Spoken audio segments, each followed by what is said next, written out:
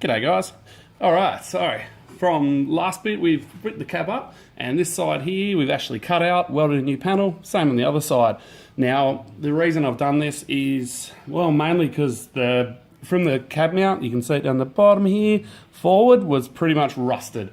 When I originally wire wheeled at the inside of the cab on the driver's side, it literally wire wheeled straight through and you could see through it. So the closest part back to where it was solid enough to weld to was the cab mounts. So you said the passenger side come back a little bit further because I don't care about passenger side leg room. You'll get over it. And driver side I've given a little bit more room because you end up without a room. Now both bits of plate that are welded in, 1.6mm steel, just generic black steel, welded in, as I say, with my trusty old gasless MIG. The biggest benefit of this, it gives you heaps more tyre clearance. Anyone who's built a Zook past, say, 32-inch tyres knows the Firewall gets smacked up, always. Like, if you even look at the Zook on 31s, you're looking someone's always hammered the Firewall back. So hopefully, I'm hoping to avoid any contact at all by moving this. The driver's side's not as good as the passengers, but it's as good as you can keep because you've still got pedals to fit in there and all that kind of shenanigans.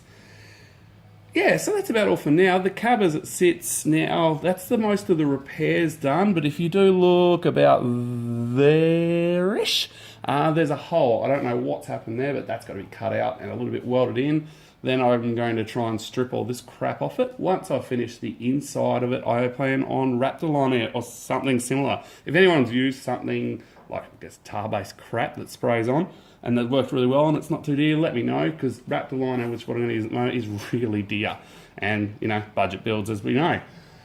That's about all for this video, guys. Thanks for tuning in, and hopefully next time I'll have the whole cab up and we can start working on the seat mounts. Cheers.